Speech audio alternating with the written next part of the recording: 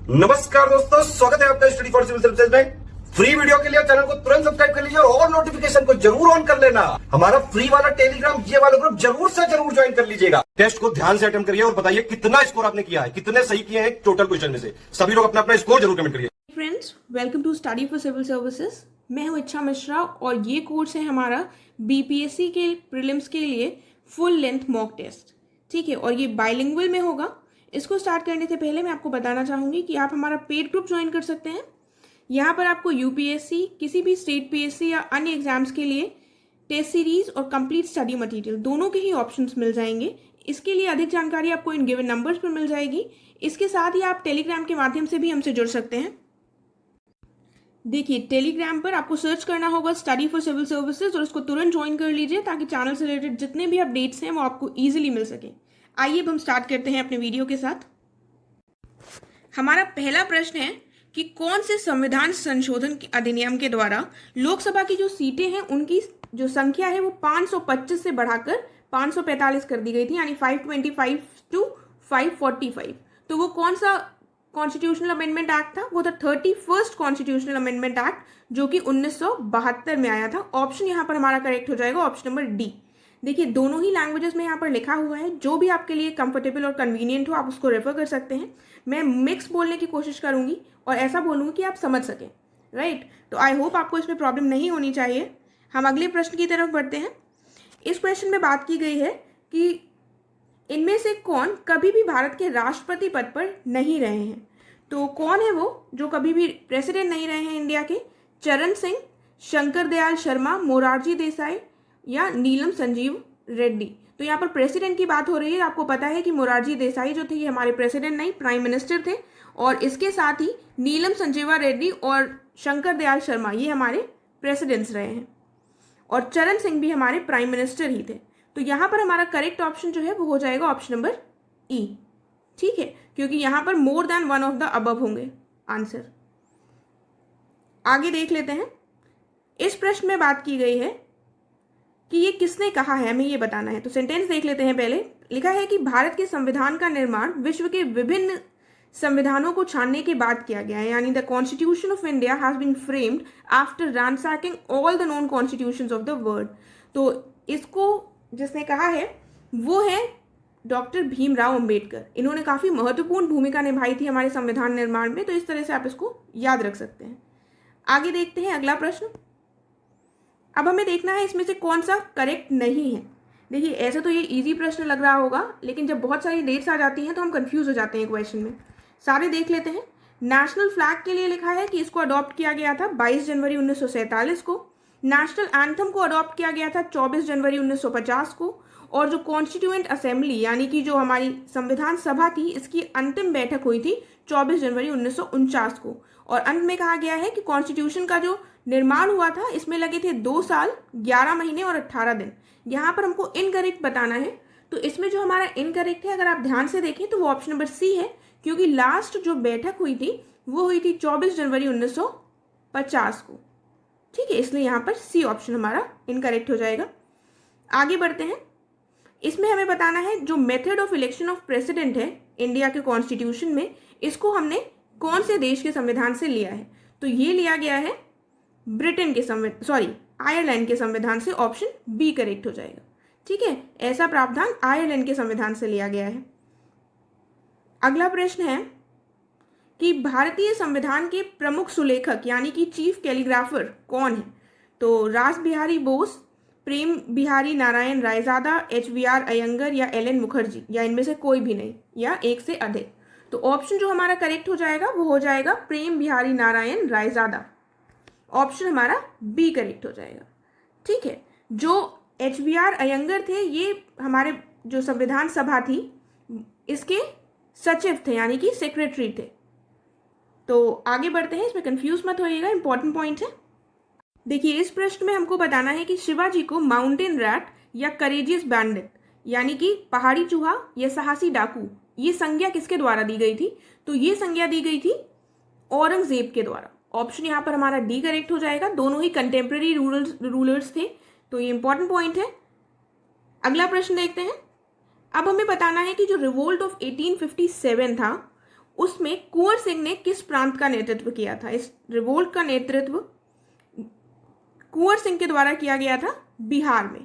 ठीक है, तो ये बिहार में कुंवर सिंह ने किया था। आगे अगला क्वेश्चन दिया हुआ है कि शेर शाह सूरी के द्वारा कौन कौन से ये इंप्रूवमेंट्स करवाए गए थे? तो वो कौन कौन से इंप्रूवमेंट्स थे, सुधार थे जो शेर शाह सूरी के द्वारा करवाए गए थे? सैन्य सुधार, मुद्रा प्रणाली में सुधार, प्रशासनिक सुधार। तो ये तीनों ही करवाए गए थे शेर शाह सूरी के द्वारा, इसलिए जो हमारा करेक्ट ऑप्शन हो जाएगा वो हो जाएगा ऑप्शन नंबर सी। ठीक है, ऑप्शन सी करेक्ट हो जाएगा यहाँ पर। नेक्स्ट क्वेश्चन देखिए, इसमें कहा गया है कि इनमें से सबसे पहले किसकी स्थापना हुई थी? यहाँ पर हमें दिया हुआ है बार्क यानी कि भाभा एटॉमिक रिसर्च सेंटर, उसके बाद खड़गपुर आईआईटी, फिर एनसीईआरटी और उसके बाद नेशनल फिजिक्स लेबोरेटरी। तो इसके लिए ये इंपॉर्टेंट है कि हमको पता होना चाहिए कब कौन सी संस्था स्थापित हुई थी। तो सबसे पहले जो यहाँ पर करेक्ट आंसर हो जाएगा वो हो जाएगा option number D, national physics laboratory यानी कि राष्ट्रीय भौतिकी प्रयोगशाला। इसकी स्थापना हुई थी 4 जनवरी 1947। ठीक है, तो ये सबसे पहले स्थापित हुआ था। उसके बाद हुआ था भाभा एटॉमिक रिसर्च सेंटर स्थापित, ये हुआ था 1948 में, अगस्त 1948 में इसकी स्थापना हुई थी। उसके बाद स्थापना हुई थी आईआईटी खड़गपुर की जो 1951 में हुई थी। और अंत में स्थापित हुआ था एनसीईआरटी जो 1961 में स्थापित हुआ था। और एनसीईआरटी का फुल फॉर्म क्या है? National council of educational research and training. ठीक है, तो इस तरह से आपको सबके ईयर्स पता चल गए हैं। यहाँ पर हमारा correct answer option number D होगा। देखिए, इस क्वेश्चन में हमको न्यूज़पेपर और एडिटर को मैच करना है। पहला दिया हुआ है इंडियन मिरर, एडन सेन, ये बिल्कुल सही है। उसके बाद दिया हुआ है सुधारक गोपाल कृष्ण गोखले, ये भी सही है। बंगाली का दिया हुआ है सुरेंद्र नाथ बैनर्जी, ये भी बिल्कुल करेक्टली मैच्ड है। फिर है वॉइस ऑफ इंडिया दादा भाई नारोजी, ये भी बिल्कुल सही है। देखिए, इंडियन मिरर भी एन सेन से बिल्कुल सही सुमेलित है। आपको पता होगा कि इंडियन मिरर के देवेंद्र नाथ टैगोर थे एडिटर, तो उनके साथ एन सेन भी थे। तो इनकेस आपको नहीं पता है तो इसको याद रखिएगा, ये बिल्कुल सही हो जाएंगे यहाँ पर सारे ऑप्शन, इसलिए ऑप्शन करेक्ट हो जाएगा ऑप्शन नंबर ई। करते हैं, अब हमें ये बताना है कि क्विट इंडिया मूवमेंट यानी कि भारत छोड़ो आंदोलन के समय पर बॉम्बे में भूमिगत रेडियो स्टेशन की शुरुआत किसके द्वारा की गई थी? यानी कि अंडरग्राउंड जो रेडियो स्टेशन था वो किसने स्टार्ट किया था? ऑप्शन है बीजू पटनायक, आरपी गोयनका, सुचेता कृपलानी, उषा मेहता। आंसर है हमारा ऑप्शन नंबर डी। ठीक है, इनके द्वारा किया गया था। अगला प्रश्न देखते हैं।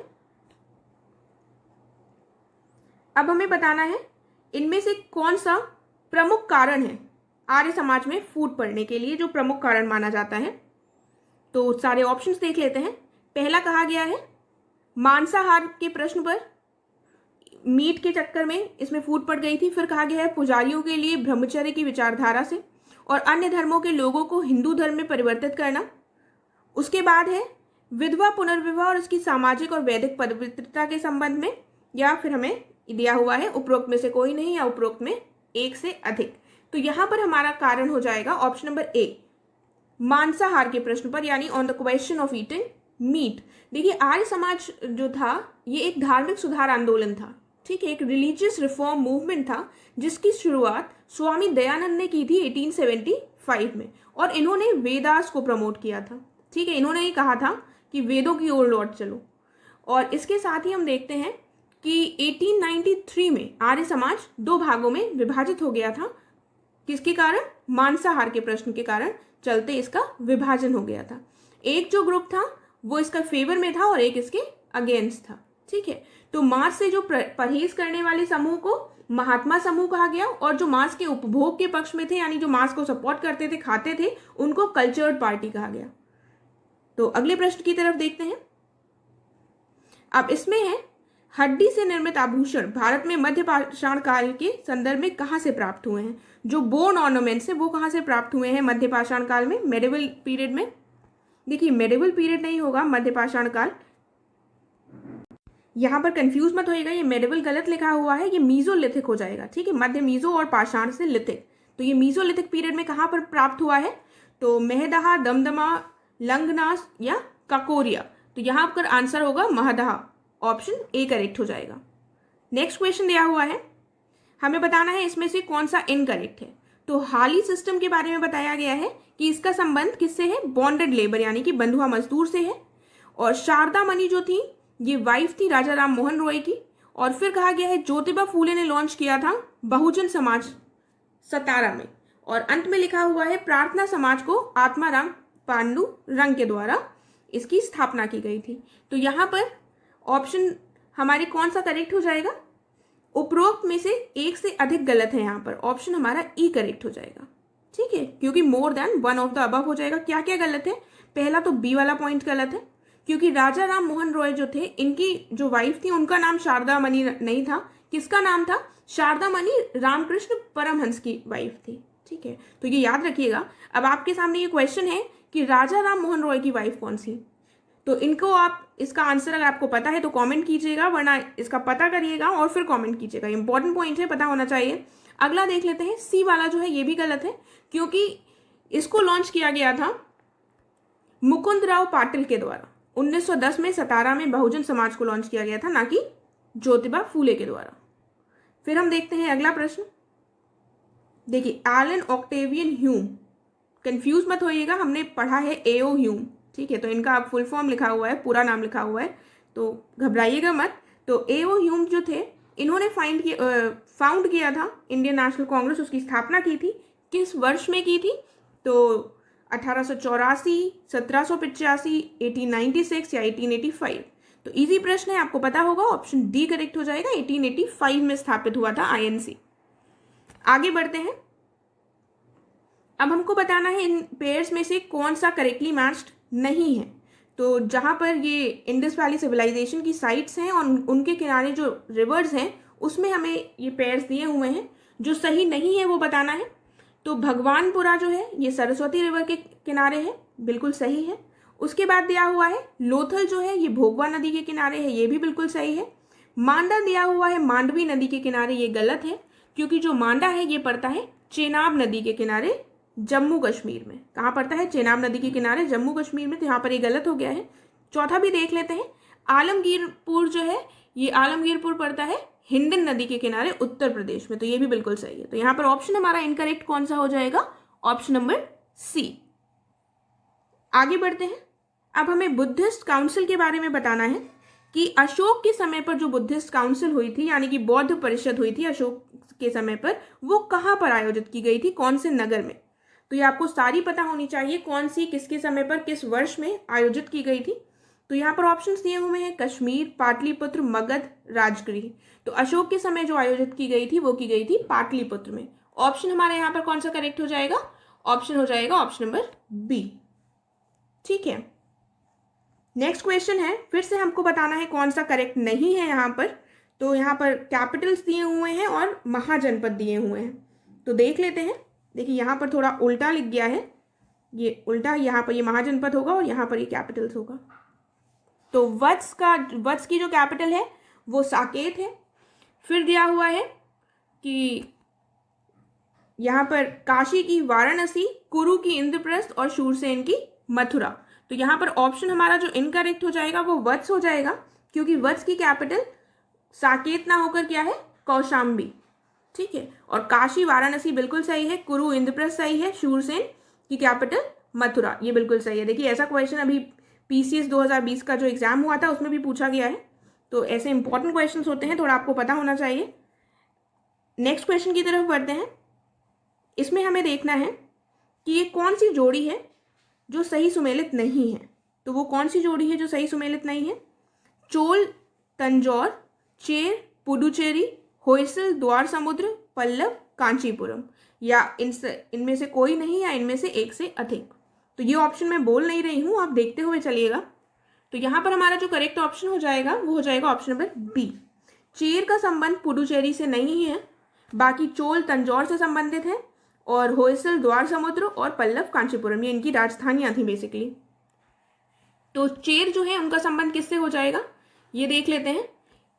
चेर जो राज्य था इसका कैपिटल जो थी वो थी वांची। ठीक है, इसीलिए ये पुडुचेरी ना होकर यहाँ पर वांची होना चाहिए था, तो ये हमारा सही हो जाता। नेक्स्ट क्वेश्चन है, हमें बताना है वो कौन से इतिहासकार हैं, कौन से हिस्टोरियन हैं जिन्होंने समुद्रगुप्त की वीरता और उनकी विजयों से प्रभावित होकर उनको भारतीय नेपोलियन यानी कि इंडियन नेपोलियन कहा। तो वो किसके द्वारा कहा गया था? विंसेंट स्मिथ, ह्यून सांग, इब्न बतूता या क्लीमेंट स्मिथ। तो इसको कहा गया था, देखिए स्मिथ अगर आपको पता है तो यहाँ पर दो ऑप्शंस हैं स्मिथ के नाम से, तो आप कंफ्यूज हो सकते हैं। यहाँ पर जो करेक्ट आंसर है वो है Vincent Smith, option A correct हो जाएगा। ठीक है, तो समुद्रगुप्त को इंडियन नेपोलियन विंसेंट स्मिथ ने कहा था। फिर हम बढ़ते हैं अगले प्रश्न की तरफ। अब हमें बताना है बौद्ध धर्म को संरक्षण किस वंश के शासकों ने दिया था, यानी पेट्रोनाइज किसने किया था बुद्धिज्म को, तो वो कौन सा था? Pala dynasty, Chola dynasty, Chera dynasty या कुरु डायनेस्टी? तो वो थे पाल शासक, यानी कि पाल वंश, ऑप्शन ए करेक्ट होगा यहाँ पर।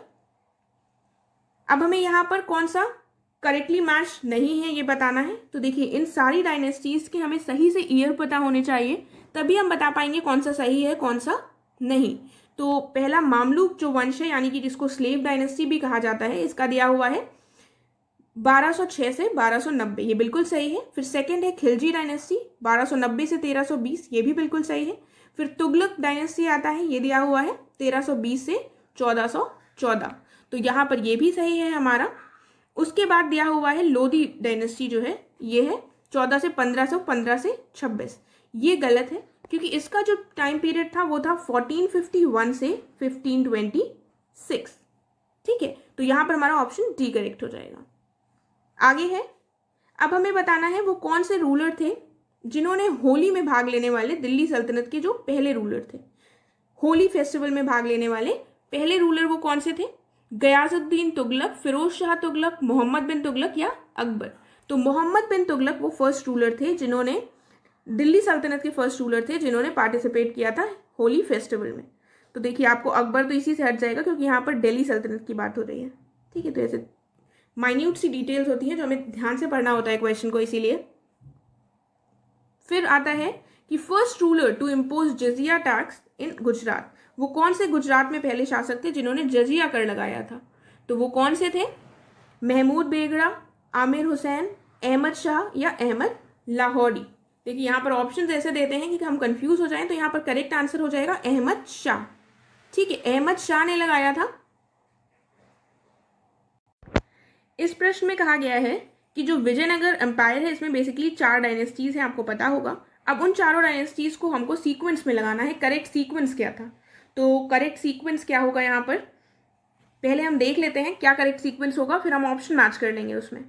तो यहाँ पर सबसे पहले आ जाएगी हमारी संगम डायनेस्टी, उसके बाद आ जाएगी सालुफ डायनेस्टी, फिर आ जाएगी तुलुफ और उसके बाद आ जाएगी अराविडू। तो अगर ये सीक्वेंस आपको नहीं पता है तो एक बार इसको लर्न कर लीजिएगा। तो यहाँ पर हमारा जो करेक्ट ऑप्शन बैठ रहा है वो कौन सा हो जाएगा? Option number B. ठीक है, यहाँ पर ये ऑप्शन हमारा करेक्ट है। आगे बढ़ते हैं। इस क्वेश्चन में बात की गई है कि इनमें से कौन सी इमारत यानी कि बिल्डिंग है जो बीजापुर में स्थित नहीं है? तो पहला दिया हुआ है सैयद आलम शाह की मस्जिद, और उसके बाद दिया हुआ है अंदाज जहान मॉस्क, और फिर है शाह करीम का मकबरा और गगन महल। तो इनमें से कौन सा है जो बीजापुर में स्थित नहीं है? तो वो हो जाएगा सैयद आलम शाह की मस्जिद, Sayyid Alam Shah mosque, option A correct हो जाएगा। ये अहमदनगर में स्थित है। कहाँ पर स्थित है? अहमदनगर में। अगला प्रश्न देखते हैं। अब हमें बताना है रामानंद की डिसिपल इनमें से कौन नहीं है? तो रामानंद के डिसिपल इनमें से कौन नहीं है? ऑप्शंस देख लेते हैं पहले। सुखानंद, कबीर, रायदास या वल्लभाचार्य, या इनमें से कोई भी नहीं या इनमें से एक से अधिक। तो जो नहीं है वो है हमारे वल्लभाचार्य, ऑप्शन हमारा डी करेक्ट हो जाएगा यहाँ पर, राइट। तो रामानंद के बारे में मैं आपको बता देती हूँ थोड़ा। इनका जन्म कहाँ हुआ था? इलाहाबाद में हुआ था 1299 में। ठीक है, और इनके जो गुरु थे उनका नाम था राघवानंद। रामानंद के गुरु का क्या नाम था? राघवानंद, याद रखिएगा इसको। और इन्होंने जो मुख्यतः इनका जो कार्य क्षेत्र था वो क्या था? बनारस। बनारस इनका कार्य क्षेत्र था। और रामानंद के 12 शिष्य थे। तो जो वो 12 शिष्य थे उनके नाम बता देती हूँ मैं आपको, एक बार सुन लीजिए तो आपको याद रहेगा।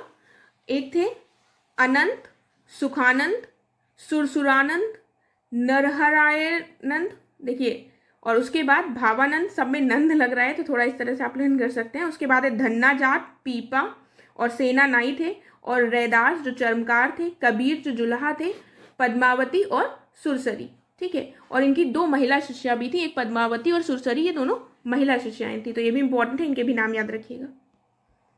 आगे बढ़ते हैं नेक्स्ट क्वेश्चन की तरफ। अब हमें बताना है वो कौन सा आर्टिकल है जो हमें देता है right to move out of the country, यानी कि देश के अंदर आवागमन करने का अधिकार। देखिए दोनों थोड़े डिफरेंट है क्वेश्चंस, यहाँ पर देश के अंदर पूछ रहा है और यहाँ पर मूव आउट पूछ रहा है। तो right to move within the country यहाँ पर क्वेश्चन होना चाहिए, ठीक है। तो इसको आप चेंज कर लीजिएगा। तो right to move within the country हमें कौन से आर्टिकल के द्वारा प्रदान की जाती है? ये प्रदान की जाती है आर्टिकल 19 के द्वारा, ठीक है। ऑप्शन हमारा सी करेक्ट हो जाएगा। नेक्स्ट क्वेश्चन है कि राज्यसभा और जो लोकसभा, ये जो नेम्स हैं हिंदी नेम्स राज्यसभा लोकसभा, इनको कौन से वर्ष अडॉप्ट किया गया था काउंसिल ऑफ स्टेट्स के द्वारा? तो ऑप्शंस दिए हुए हैं 1963, 1953, 1958 या 1966, या इनमें से कोई भी नहीं।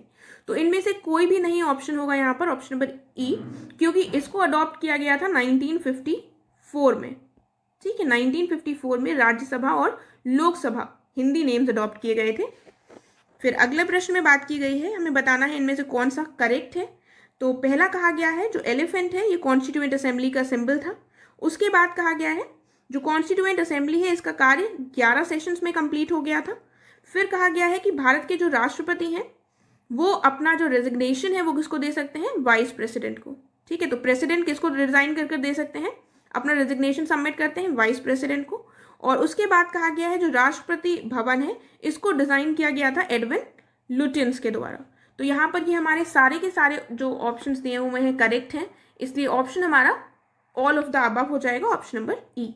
तो इनमें से अगर आपको कोई पॉइंट नहीं पता है तो उसको देख लीजिएगा, क्योंकि वो भी क्वेश्चन के फॉर्म पर आ सकता है।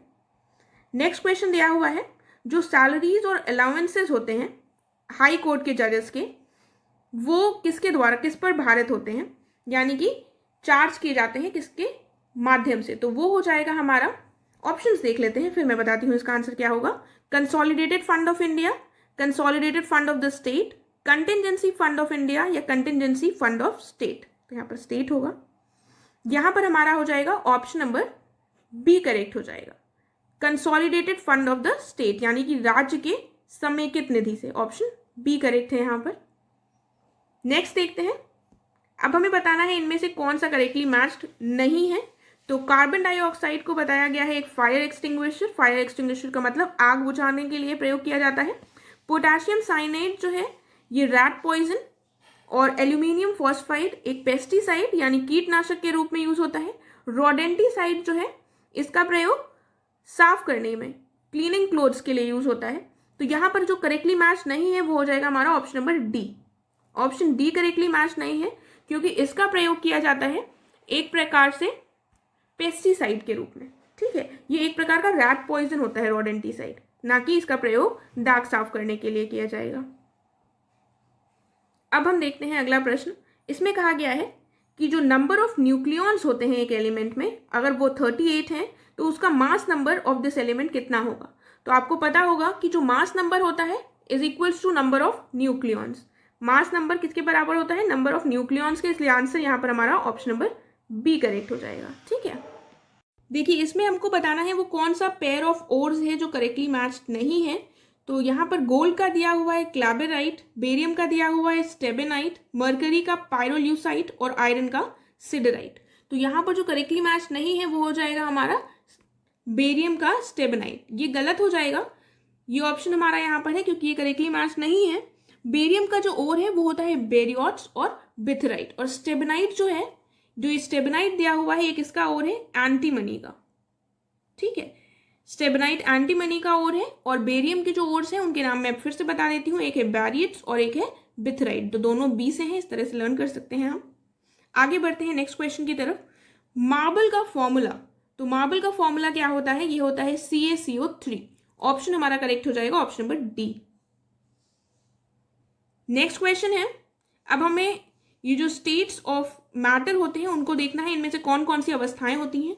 तो ये आपको पता होगा कि 5 स्टेट्स ऑफ मैटर होती हैं, द्रव की 5 अवस्थाएं होती हैं। तो देख लेते हैं कौन कौन सी यहाँ पर दी हुई है। Solid, fluid, gas, plasma, Bose, Einstein, condensate. तो ये पांचों की पांचों यहाँ पर बिल्कुल सही है। ऑप्शन हमारा करेक्ट क्या हो जाएगा? ऑप्शन नंबर ई।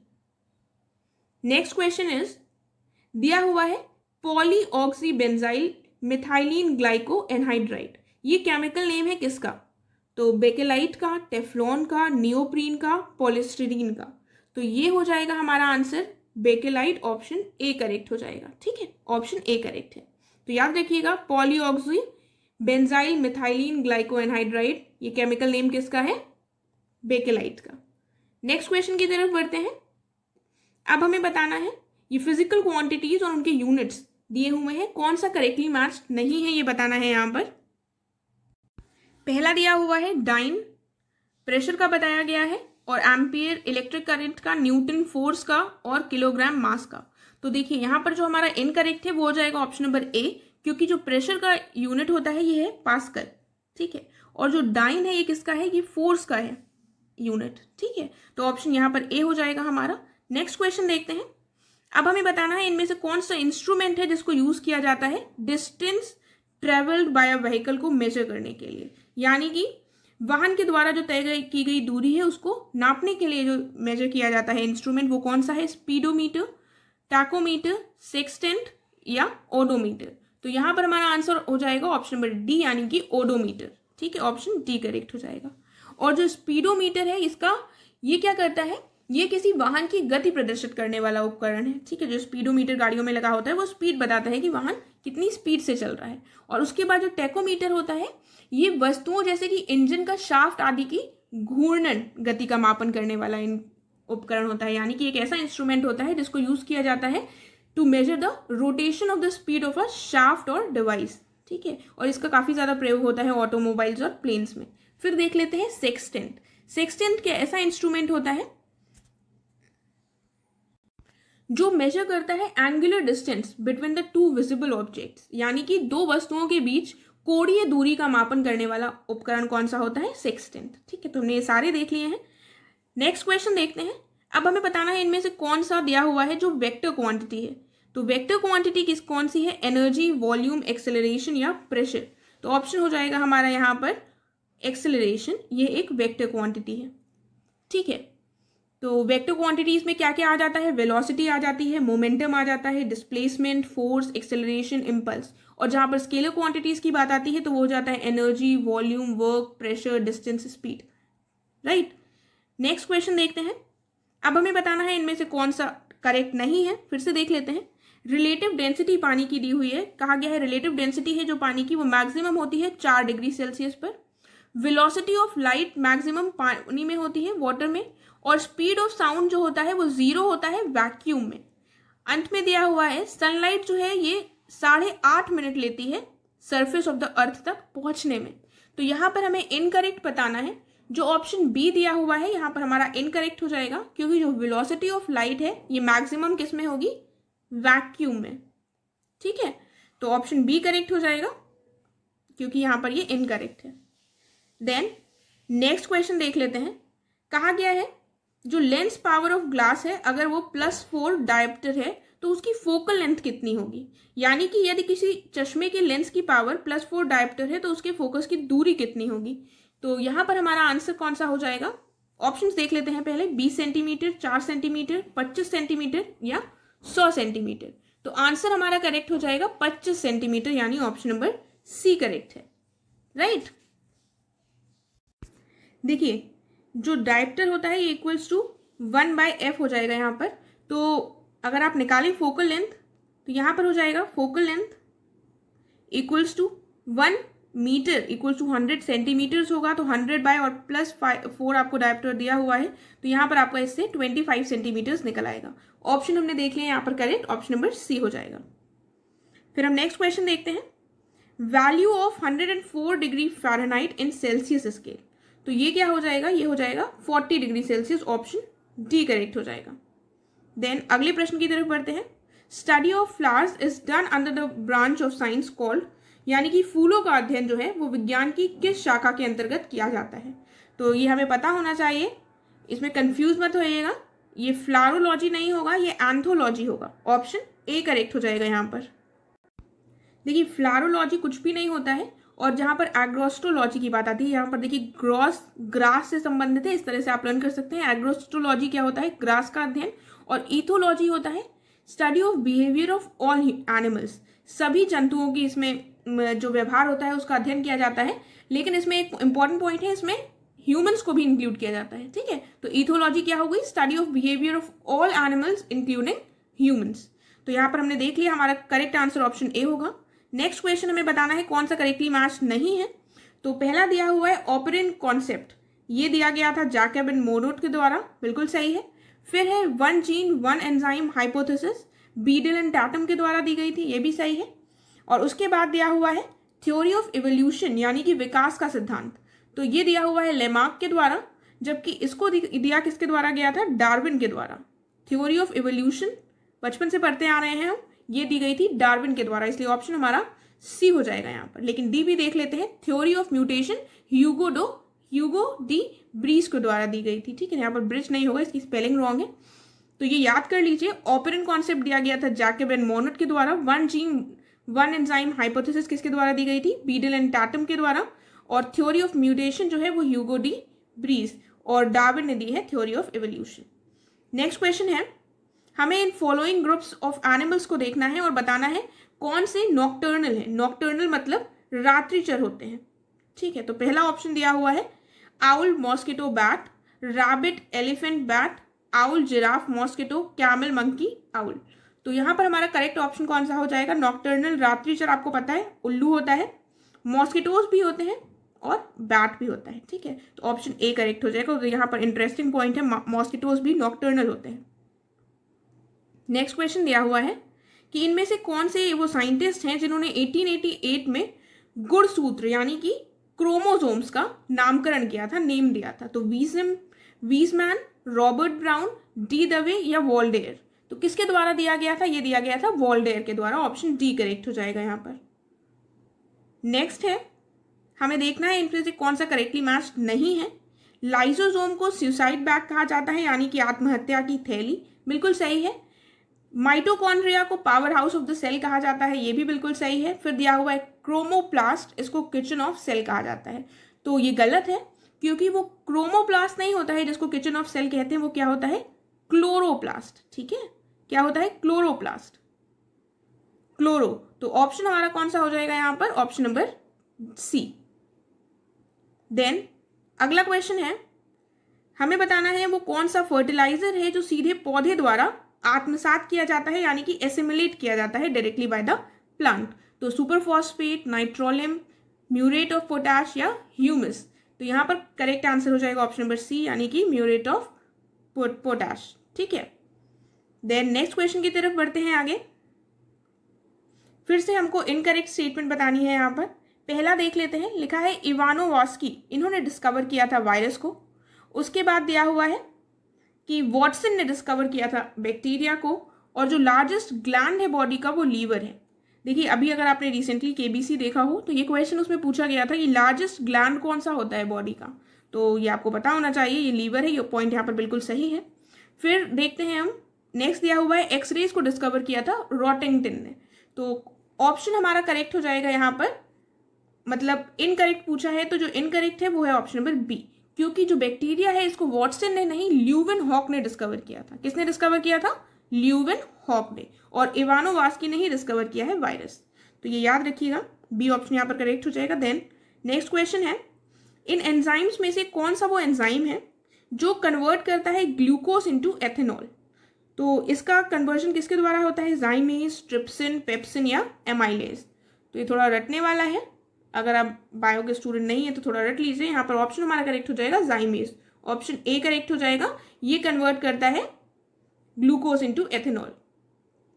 देन नेक्स्ट क्वेश्चन है कि एक मैनिफेस्टो जिसका नाम था, टाइटल था जो द रिवॉल्यूशनरी, इसको प्रोड्यूस किया गया था as an evidence in the Kakori conspiracy case of 1925। तो इसको किसके द्वारा लिखा गया था, तो ये इंपॉर्टेंट क्वेश्चन है। और दादा भाई नारोजी ने लिखा था, जवाहरलाल नेहरू ने, सचिंद्रनाथ सान्याल ने या वीडी सावरकर ने। तो द रिवॉल्यूशनरी मैनिफेस्टो जो काकोरी कॉन्स्पिरेसी केस 1925 के दौरान एक एविडेंस के रूप में प्रस्तुत किया गया था, तो इसको लिखा गया था सचिंद्रनाथ सान्याल के द्वारा, ऑप्शन सी करेक्ट है यहाँ पर, ठीक है। देन बात की गई है author of the book titled India second freedom. India second freedom जो बुक है इसको लिखा गया था एमजी देवासयम जय के द्वारा, ऑप्शन सी सही हो जाएगा, एमजी देवासयम जय। तो ये यहाँ पर जय, यहाँ पर हटा दीजिएगा, जय नहीं होगा, देवा संयम है केवल। इसको लिखा जिसके बारे में गया है वो है जयप्रकाश नारायण। ठीक है, तो ये बुक किसके बारे में, ये भी क्वेश्चन आ सकता है, इंडिया सेकेंड फ्रीडम। ये बुक लिखी गई है जयप्रकाश नारायण के ऊपर और इनके द्वारा इसको लिखा गया है और इसको पब्लिश किया गया था 1967 में। ठीक है, इसके साथ ही ये इंडियन आर्मी की हिस्ट्री पर भी काफ़ी ज़्यादा अपना प्रकाश डालती है। ठीक है, देन अगला क्वेश्चन है कि वो कौन सा एक्ट है जिसमें ब्रिटिश ईस्ट इंडिया कंपनी ने ट्रेड की जो मोनोपोली थी उसको अबॉलिश कर दिया था, यानी कि व्यापारिक एकाधिकार जो था उसको समाप्त कर दिया गया था। तो चार्टर एक्ट ऑफ 1873, 1813, 1853 या 1833। तो ये कई बार एग्जाम्स में ये क्वेश्चन पूछा जा चुका है, इसका आंसर शायद आपको पता हो। इसका आंसर क्या है, option number B, charter act of 1813। Next question है कैबिनेट मिशन जो कब आया था, मार्च 1946 में आया था। इसके द्वारा इसमें कौन से मेंबर्स इंक्लूडेड नहीं थे। तो कैबिनेट मिशन में मेनली 3 मेंबर्स थे, आपको पता होंगे उनके नाम, नहीं पता है तो मैं बता देती हूँ, फिर हम आंसर देख लेंगे। पैथिक लॉरेंस थे, एबी अलेक्जेंडर थे और स्टिफोर्ड क्रिप्स थे। ये 3 लोग थे इसके मेन मेंबर्स। तो यहाँ पर जो हमें बताना है कौन सा मेंबर नहीं था, तो हम देख लेते हैं। पैथिक लॉरेंस थे, एबी अलेक्जेंडर थे, स्टिफोर्ड क्रिप्स थे। तो एसवी अलेक्जेंडर नहीं थे। देखिए ऐसे थोड़े कंफ्यूजिंग आ जाते हैं, अलेक्जेंडर दोनों में लिखा हुआ है लेकिन ये एसवी अलेक्जेंडर जो है ये गलत है। ठीक है, ऑप्शन डी करेक्ट हो जाएगा। और इसके जो चेयरमैन थे वो कौन थे, वो थे हमारे पैथिक लॉरेंस। ठीक है, नेक्स्ट क्वेश्चन इज कौन से इवेंट्स हैं जो 1945 में हुए। तो अगर आपको पता होंगे कौन से इवेंट कब घटित हुए तो आप बता सकते हैं 1945 का इवेंट कौन सा है। तो नेवल रिबेलियन जो है ये हुआ है 1946 में, फरवरी 1946 में। तो ये तो नहीं हुआ 1945 में। फिर आज़ाद हिंद फौज का जो ट्रायल था ये हुआ है नवंबर 1945 में। फिर आता है ये वेवल प्लान। वेवल प्लान बहुत इंपॉर्टेंट है, इसकी डेट भी आपको पता होनी चाहिए। ये हुआ है 14 जून 1945 को। और फिर आता है शिमला कॉन्फ्रेंस जो वेवल प्लान को ही डिस्कस करने के लिए किया गया था। ये हुआ था 25 जून से 14 जुलाई के बीच में। ये भी कब हुआ, 1945 में। तो यहाँ पर ये 3 इवेंट्स ऐसे हैं जो 1945 में हुए, इसलिए ऑप्शन करेक्ट क्या हो जाएगा, 2, 3 एंड 4, ऑप्शन बी करेक्ट हो जाएगा। आगे बढ़ते हैं, अब हमें बताना है इनमें से कौन सा करेक्ट नहीं है। तो कहा गया है पहले में कि क्रिप्स मिशन भारत आया था मार्च 1942 में, और उसके बाद कहा गया है क्विट इंडिया मूवमेंट स्टार्ट हुआ था 7 अगस्त 1920 से, और establishment of N interim national government on 2 सितंबर 1946, यानी कि जो अंतरिम राष्ट्रीय सरकार थी इसकी स्थापना 2 सितंबर 1946 को हुई थी, और रेगुलेटिंग जो एक्ट था वो 1773 में पारित हुआ था। तो यहाँ पर हमारा इनकरेक्ट पूछा है, तो आप समझ गए होंगे कि क्विट इंडिया मूवमेंट 1920 में नहीं आया था, ये 1920 का नहीं है, तो ये 7 अगस्त 1942 का है। तो ऑप्शन यहाँ पर हमारा बी करेक्ट हो जाएगा। देन प्रोविंशियल जो गवर्नमेंट्स थी वो formed under which of the following acts. तो प्रोविंशियल गवर्नमेंट्स यानी कि प्रांतीय सरकारों का गठन कौन से एक्ट के तहत किया गया था, ये किया गया था 1935 के एक्ट के द्वारा, यानी ऑप्शन हमारा करेक्ट क्या हो जाएगा, ऑप्शन नंबर बी। इसमें हमको बताना है कि all India Congress socialist party इन पटना, इसका कन्वेनर यानी कि इसका संयोजक कौन था। ये 1934 में बनी थी, ये पॉइंट भी याद रखिएगा। तो इसका जो कन्वेनर थे वो कौन से हो जाएंगे, राजेंद्र प्रसाद, जयप्रकाश नारायण, आचार्य नरेंद्र देव, गणेश शंकर विद्यार्थी। तो इसके कन्वेनर थे Jayaprakash Narayan, option number B correct हो जाएगा यहाँ पर। देन नेक्स्ट क्वेश्चन की तरफ बढ़ते हैं। अब हमें ये इंडियन लीडर्स में बताना है जिसने फर्स्ट राउंड टेबल कॉन्फ्रेंस को अटेंड नहीं किया था। तो फजलुल हक, श्रीनिवास शास्त्री, जवाहरलाल नेहरू, मौलाना अबुल कलाम आज़ाद, या ऑप्शन ई दिया हुआ है नन ऑफ द अबव या more than one of the above. तो यहाँ पर हमारा आंसर जो है वो ई हो जाएगा, क्योंकि more than one of the above है, जवाहरलाल नेहरू के द्वारा भी नहीं अटेंड किया गया था और मौलाना अबुल कलाम आज़ाद के द्वारा भी अटेंड इसको नहीं किया गया था। ठीक है, तो ये जो फर्स्ट राउंड टेबल कॉन्फ्रेंस थी इसका आयोजन कब हुआ था, नवंबर 1930 में, और इसको अटेंड किया गया था 89 इंडियन डेलीगेट्स के द्वारा। लेकिन इसमें कांग्रेस ने पार्टिसिपेट नहीं किया था। कांग्रेस ने किसमें किया था, सेकेंड राउंड टेबल कॉन्फ्रेंस में पार्टिसिपेट किया था, राइट। और इस जो कॉन्फ्रेंस को अटेंड किया गया था इसमें मोहम्मद शफी, एम आर जयकर, तेज बहादुर सप्रू, श्रीनिवास शास्त्री, मोहम्मद अली और होमी मोदी, मोहम्मद अली जिन्ना, फजलुल हक, आगा खान और भीमराव अम्बेडकर, सुंदर सिंह मजीठिया, इन लोगों ने किया था। ठीक है, तो सबके नाम लर्न करना मतलब पॉसिबल नहीं है, लेकिन अगर आप थोड़ा सुन लीजिए और जो इंपॉर्टेंट नेम्स हैं उनको ध्यान रखिएगा। देन नेक्स्ट क्वेश्चन है 8 अगस्त 1942 को at the all India Congress committee meeting quit India proposal was introduced by Pandit Jawaharlal Nehru. तो सबसे इंपॉर्टेंट तो आपको यही पता चल गया कि इस प्रपोजल को किसने पेश किया था, जवाहरलाल नेहरू ने। अब क्वेश्चन है कि विच लीडर सपोर्टेड दिस प्रपोजल। तो इस प्रपोजल को किसके द्वारा सपोर्ट किया गया था? ऑप्शंस देख लेते हैं। सुभाष चंद्र बोस, महात्मा गांधी, सरदार वल्लभ भाई पटेल, बाल गंगाधर तिलक। देखिए, अगर आप ध्यान से क्वेश्चन देखें तो 1942 की बात हो रही है। सुभाष चंद्र बोस जा चुके थे, वो आईएनए से संबंधित हो गए थे, इस समय कांग्रेस छोड़ चुके थे, तो इनके प्रपोजल को जो एक्सेप्ट करने से कोई इनका रिलेशन नहीं होगा, तो ये ऑप्शन हमारा एलिमिनेट हो गया। इस तरह से हम एलिमिनेट कर सकते हैं ऑप्शंस को, ठीक है, अगर हमको आंसर नहीं भी पता है। फिर आता है बाल गंगाधर तिलक की मृत्यु हो चुकी थी, वो इस समय पर थे ही नहीं, तो इस तरह से ये एलिमिनेशन का प्रोसेस होता है। फिलहाल जो हमारा यहाँ पर करेक्ट आंसर हो जाएगा वो हो जाएगा ऑप्शन नंबर सी, सरदार वल्लभ भाई पटेल। देन बात की गई है इनमें से किसने स्वास्तिक साइंस from the Harappan civilisation is related to the worship of which god. Harappa सभ्यता से जो हमें स्वास्तिक के चिन्ह मिले हैं, ये किस देवता की पूजा से संबंधित हैं? वायु, सूर्य, अग्नि या मदर गॉडेस? तो यहाँ पर आंसर हो जाएगा हमारा सूर्य देवता की पूजा से संबंधित है। ठीक है, then which of the following belong to the court of Kanishka. Kanishka के दरबार में कौन थे? चरक, नागार्जुन, पार्श्व या अश्वघोष। देखिए, पार्श्व यहाँ साइड लिख गया है इसकी इंग्लिश, यहाँ पार्श्व होगा, केवल नाम है ये। तो ऑप्शन क्या हो जाएगा? उपरोक्त में से सभी, all of the above, answer E correct हो जाएगा। यानी कि ये सभी लोग जो थे ये कनिष्क की कोर्ट में उपस्थित थे। ठीक है, जो अश्वघोष थे ये कनिष्क के पोएट थे, कनिष्क के दरबार में राजकवि थे। और जो वासुमित्र थे ये भी कनिष्क के आश्रित विद्वान ही थे, और इन्होंने जो 4th बौद्ध संगीति हुई थी, बुद्धिस्ट काउंसिल हुई थी, उसकी अध्यक्षता की थी। देखिए, वासुमित्र ने इसकी अध्यक्षता की थी। और उसके बाद अश्वघोष, नागार्जुन, पार्श्व और चरक, ये चारों के चारों जो थे ये कनिष्क के दरबार से संबंधित थे। तो ये नाम याद रखिएगा। आगे देखते हैं। अब हमें देखना है इंडस वैली सिविलाइजेशन साइट्स जो है वो करेक्टली मैच नहीं है अपनी लोकेशन से। जो नहीं मैच्ड है उसको बताना है। पहला दिया हुआ है गुजरात, गुजरात में स्थित है धोलावीरा, बिल्कुल सही है। पंजाब में रोपड़ है, ये भी बिल्कुल सही है। कालीबंगन दिया हुआ है कर्नाटका में, तो ये गलत है। कालीबंगन कहाँ पर है? ये पड़ता है राजस्थान में। ठीक है, और राखीगढ़ी हरियाणा, ये भी बिल्कुल सही है। ऑप्शन हमारा इनकरेक्ट जो पूछा गया है वो हो जाएगा ऑप्शन नंबर सी। देन बात आती है among which of the following ancient ports Sangam text mention most prominently. तो इनमें से संगम ग्रंथों में सबसे प्रमुख रूप से किस बंदरगाह का उल्लेख किया गया है? तो वो कौन सा बंदरगाह है? जल्दी से इसके ऑप्शंस देख लीजिए, मैं आपको करेक्ट आंसर बताती हूं। करेक्ट आंसर हो जाएगा पुहार। कावेरी पट्टिनम में जो है इसका सबसे ज्यादा उल्लेख किया गया है।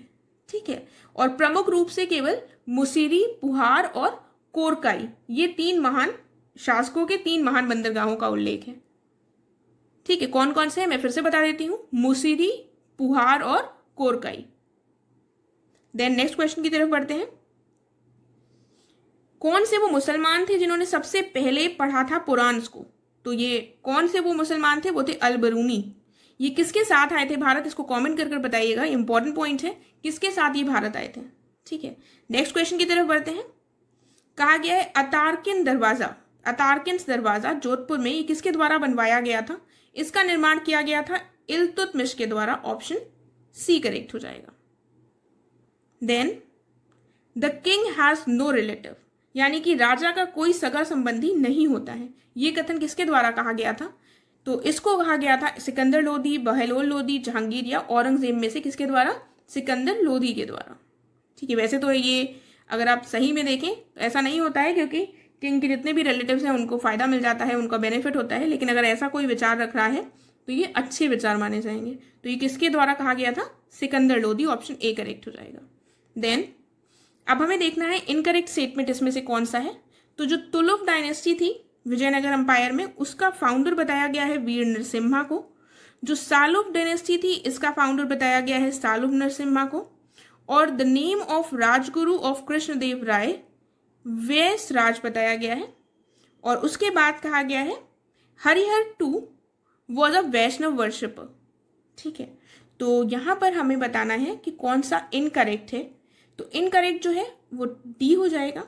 ये इनकरेक्ट है क्योंकि ये वैष्णव वर्शिपर नहीं थे, यानी कि वैष्णव उपासक नहीं थे, ये विरूपाक्ष के उपासक थे। ठीक है, विरूपाक्ष के उपासक थे, ना कि वैष्णव धर्म के। बाकी ये तीनों पॉइंट्स बिल्कुल सही हैं, इनको देख लीजिएगा। ऑप्शन डी करेक्ट है यहाँ पर। नेक्स्ट क्वेश्चन है ख्वाजा मोइनुद्दीन चिश्ती के गुरु कौन थे? सैयद गयाजुद्दीन, ख्वाजा हारून, कुतुबुद्दीन ऐबक, शेख अली बिन उस्मान। तो कौन थे? ख्वाजा हारून। ख्वाजा हारून किसके थे? गुरु ऑफ मोइनुद्दीन चिश्ती। तो याद रखिएगा, ख्वाजा हारून ख्वाजा मोइनुद्दीन चिश्ती के गुरु थे। और जो ख्वाजा मोइनुद्दीन चिश्ती थे, ये 1143 में इनका जन्म हुआ था सिस्तान में। और ये किसके साथ भारत आए थे? ये एक्चुअली कुतुबुद्दीन ऐबक के समय पर भारत में थे। ठीक है, तो ये याद रखिएगा, कुतुबुद्दीन ऐबक के समय पर थे। देन नेक्स्ट क्वेश्चन देखते हैं। अब बताना है इनमें से कौन सा जो पास है, दर्रा है, वो अरुणाचल प्रदेश में नहीं है। तो बोमडीला, डीफू, शिवकीला और यांगपला। तो ये शिवकीला जो है ये कहाँ पर पड़ता है? ये पड़ता है हिमाचल प्रदेश में। बाकी जो है ये सारे अरुणाचल प्रदेश में। अरुणाचल प्रदेश में कौन से हो जाएंगे? बोमडीला, डीफू और यांग्यपला। ठीक है, देन नेक्स्ट क्वेश्चन की तरफ बढ़ते हैं। हमें बताना है फिर से कौन सा करेक्टली मैच नहीं है। तो कांटी थर्मल प्लांट जो है पटना में बताया गया है। नकटी बर्ड्स विहार जमुई बिहार में। और बिहार डे मनाया जाता है 22 मार्च को। तो करेक्ट आंसर यहाँ पर हमारा क्या हो जाएगा? जो पहला है वही केवल सही है, वही केवल गलत है। नॉट करेक्ट पूछा गया है, वही गलत है, बाकी दोनों बिल्कुल सही है। क्योंकि कांटी थर्मल प्लांट लोकेटेड है रोहतास बिहार में।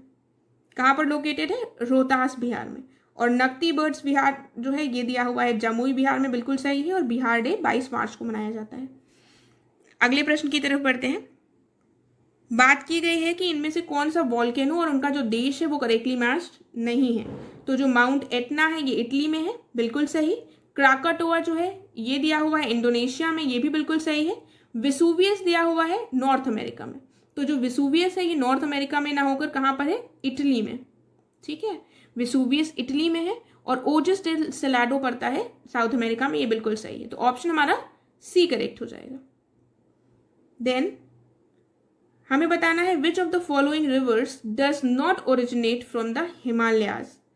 तो ये आप देख लीजिए, कृष्णा, ब्रह्मपुत्र, गंगा और इंदस। हिमालय से कौन सी नहीं निकलती है? इजी प्रश्न है।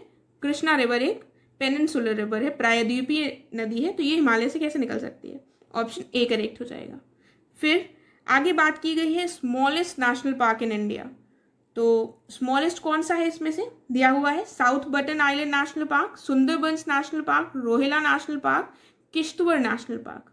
देखिए, तो स्मॉलेस्ट नेशनल पार्क जो है ये है South Button Island National Park. Option A correct हो जाएगा। ठीक है, और ये लोकेटेड कहाँ पर है? ये आइलैंड दिया हुआ है तो आप इस तरह से लर्न कर सकते हैं, ये अंडमान और निकोबार आइलैंड में है। ठीक है, और इसके साथ ही दिया हुआ है जो सुंदरबंस नेशनल पार्क है ये वेस्ट बंगाल में है। जो रोहिला नेशनल पार्क है ये कहाँ पर लोकेटेड है? ये लोकेटेड है हिमाचल प्रदेश में। और किश्तवाड़ नेशनल पार्क लोकेटेड है जम्मू कश्मीर में।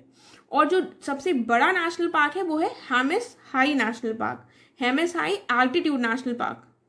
ठीक है, तो नेक्स्ट क्वेश्चन की तरफ बढ़ते हैं। अब हम बात की गई है कि 2011 के जो सेंसस हैं उसमें कौन सा डिस्ट्रिक्ट है बिहार का जिसमें सर्वाधिक महिला साक्षरता है, यानी कि हाईएस्ट फीमेल लिटरेसी रेट है वाला कौन सा डिस्ट्रिक्ट है बिहार का? सीवान, पटना, माधेपुर या रोहतास? तो ऑप्शन करेक्ट है हमारा रोहतास। रोहतास में मैक्सिमम फीमेल लिटरेसी है। ठीक है, तो रोहतास में मैक्सिमम फीमेल लिटरेसी है, याद रखिएगा। नेक्स्ट बढ़ते हैं। अमृतसर और शिमला जो है वो सेम लैटिट्यूड पर है, लेकिन उनमें क्लाइमेट डिफरेंस क्यों होता है? देखिए, क्वेश्चन हमने स्कूल में ज्योग्राफी में पढ़ा होता है, अगर आपको याद हो तो हमने ये क्वेश्चन काफ़ी बार स्कूल में पढ़ा है। तो इसका आंसर जो हमारा करेक्ट हो जाएगा वो हो जाएगा difference in their altitudes. Latitude same है लेकिन जो उनकी हाइट है, जो उनकी ऊंचाई है वो डिफरेंट है, इसीलिए वहाँ पर क्लाइमेट डिफरेंस होता है। ठीक है, ऑप्शन बी करेक्ट हो जाएगा। देन बात आती है what is the rank of Bihar in terms of production of vegetable among the states of India, यानी कि सब्जी उत्पादन की दृष्टि से बिहार की कौन सी रैंक है? तो बिहार की रैंक है 4th, ऑप्शन डी करेक्ट हो जाएगा। फर्स्ट किस में है बिहार? फर्स्ट है लौकी उत्पादन में, और 3rd पड़ता है बिहार अमरूद और आम के उत्पादन में। सब्जी के उत्पादन में पड़ता है पोजीशन जो है वो है 4th, और बागवानी यानी कि हॉर्टिकल्चर में है 10th पोजीशन पे, और फलों के प्रोडक्शन में है 8th पोजीशन में। ठीक है, तो बिहार की पोजीशंस पता होनी चाहिए अगर आप बीपीएससी दे रहे हैं तो। फिर नेक्स्ट क्वेश्चन है कि इनमें से कौन सा इनकरेक्ट है लेटराइट सॉइल्स के बारे में। तो बेसिकली लेटराइट सॉइल्स के बारे में हमें इनकरेक्ट स्टेटमेंट बताना है। पहले में कहा गया है जो फर्टिलिटी है वो लो होती है, और ये रिच होते हैं पोटाश में, और soils of the humid tropical regions हैं ये, और ये हाईली लीच्ड सॉइल्स हैं, यानी कि बहुत ही अपक्षालित मिट्टियां हैं। तो यहाँ पर जो इनकरेक्ट होगा वो कौन सा हो जाएगा हमारा? वो हो जाएगा option number B, they are rich in potash. ये गलत है, क्योंकि जो लेटराइट सॉइल होती है ये nitrogen, phosphoric acid, potash, lime जैसे जो ऑर्गेनिक एलिमेंट्स हैं इनमें कम होती है उसकी मात्रा लेटराइट सॉइल में, ना कि रिच होता है। ठीक, देन अगला क्वेश्चन है जो न्यू फाउंडलैंड है इसके आसपास का जो क्षेत्र है ये गुड होता है, it is good for fishing. ऐसा क्यों होता है? तो पहला दिया हुआ है high tides occur here, temperature यहाँ का सूटेबल होता है, कोल्ड लैब्राडोर करंट जो है ये मिक्स होता है warm waters of the gulf stream से, या वार्म लैब्राडोर करंट जो है ये मिक्स होता है cold waters of the gulf stream से। तो देखिए इन्हीं दो में से कोई होगा, लेकिन अब थोड़ा कंफ्यूज कर दिया है क्वेश्चन में आपको। तो कौन सा करेक्ट आंसर हो जाएगा? जो लैब्राडोर करंट है ये वार्म नहीं कोल्ड होता है, इसलिए ऑप्शन सी करेक्ट हो जाएगा। ठीक है, तो द कोल्ड लैब्राडोर करंट जो है mixes with the warm waters of gulf stream near फाउंडलैंड, जो इस क्षेत्र को फिशिंग के लिए काफी उपयुक्त बना देता है। फिर क्वेश्चन है कि which one of the following is not an iron ore mine. तो आयरन ओर माइन कौन सी नहीं है? पहला दिया हुआ है जादूगोड़ा माइन। देखिए जादूगोड़ा माइन बहुत ही फेमस यूरेनियम माइन है, तो इसी से आपका आंसर निकल आएगा कि ये हमारी आयरन माइन नहीं है। लेकिन नीचे भी देख लेते हैं, क्योंकि मोर देन वन भी दिया हुआ है ऑप्शन में। नीचे दिया हुआ है मिनास केरियास, कराजस माइन और बेलाडीला, ये सारी ही आयरन ओर माइन्स हैं। ठीक है, जो बेलाडीला है यह कहाँ पर पड़ती है? ये पड़ती है छत्तीसगढ़ में। ठीक है, बाकी ये जो दो माइंस दी हुई है मिनास गेरियास और कराजस माइन, ये दोनों ही आयरन ओर की माइंस हैं, लेकिन ये लोकेटेड कहाँ पर है? ब्राजील में। ठीक है, देन हमें बताना है विच one of the following rivers and point of origin of Bihar is not correct, यानी कि जो नदियां हैं और उनका उद्गम स्थल कौन सा सही नहीं है। कोशी का दिया हुआ है अमरकंटक, महानंदा का महाभारत रेंज ऑफ हिमालयास, और कर्मानश का दिया हुआ है विंध्याचल, और ओल्ड गंडक का दिया हुआ है सोमेश्वर हिल्स। तो जो सही मैच नहीं है वो हो जाएगा कोशी नदी, क्योंकि इसका उद्गम स्थल है सप्त कौशिकी जो कि नेपाल में है। ठीक है, देन आगे बात की गई है कि 24 जनवरी 2020 को आंशुगंज अखौड़ा सड़क को 4 लेन राजमार्ग में अपग्रेड करने के लिए समझौते पर हस्ताक्षर किए गए हैं। तो ये समझौते पर जो हस्ताक्षर किए गए हैं भारत ने किस देश के साथ किए हैं? तो ये किया गया है, यहाँ पर ऑप्शन हमारा करेक्ट हो जाएगा बांग्लादेश, यानी कि ऑप्शन सी, बांग्लादेश के साथ किए गए हैं। देन बात आती है अगले क्वेश्चन की। इसमें कहा गया है कि जो यूनियन मिनिस्टर हैं हमारे श्री नरेंद्र तोमर सिंह, इनके द्वारा first national workshop to strengthen agri logistics in national agriculture market, यानी कि फर्स्ट नेशनल वर्कशॉप जो ऑर्गेनाइज की गई है, तो ये कहाँ पर की गई है? उत्तर प्रदेश, मेघालय, न्यू दिल्ली या गुजरात। तो इसका आयोजन न्यू दिल्ली में किया गया है, ऑप्शन हमारा सी करेक्ट हो जाएगा।